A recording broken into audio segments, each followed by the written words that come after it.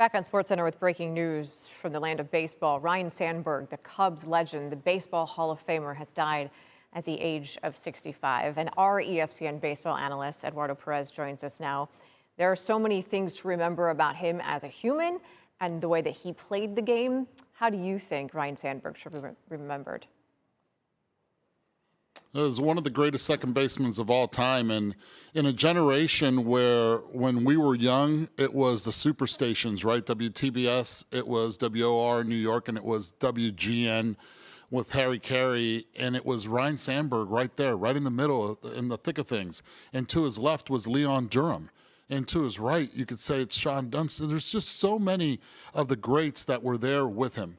Jody Davis behind the plate. It was Ryne Sandberg who made us all dream because he looked like the average guy that can hit home runs, hit 40 in 1984. The team was excellent. We got to see it in the afternoons at Wrigley, and he was that neighborhood guy. He really personified what playing in Wrigley was all about in the daytime. And for so many Cubs fans, this is one of the saddest days in Cubs history, along with Ernie Banks and Let's Play 2, because those two are going to be now accompanying each other in heaven. And I'm telling you right now, this is one of the great second basemen defensively that I had ever seen man that position.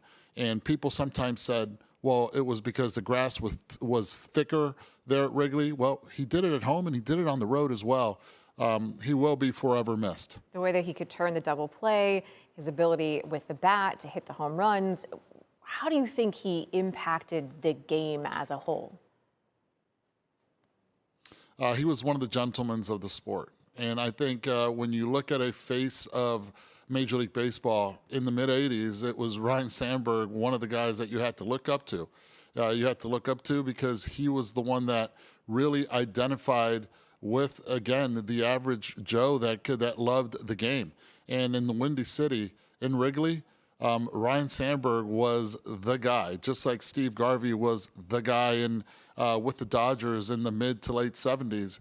It was Ryne Sandberg in the mid 80s that was the person that you wanted to identify with. And the beauty is that I have a personal outlook of it because I got to see him at the Otesaga Hotel in Cooperstown when my dad was also inducted into the Hall of Fame, and all those weekends, those Hall of Fame weekends to be around. And every time you see Ryne Sandberg and used to see Ryne Sandberg, it was a breath of joy that one was able to look at. And I was always looking at him thinking, wow, I just remember those calls of Harry Carey saying one more for Rhino.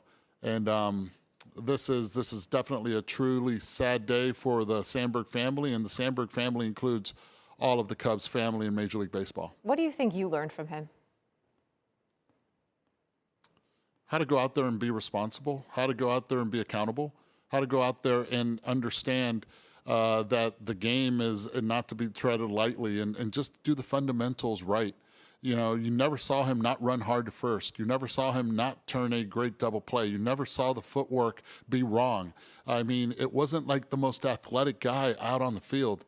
But man, I'm telling you right now, he was one of those guys that never cut corners to be as good as he was. And maybe the best thing that ever happened to Ryne Sandberg was early in his career being traded from the Philadelphia Phillies to the Chicago Cubs.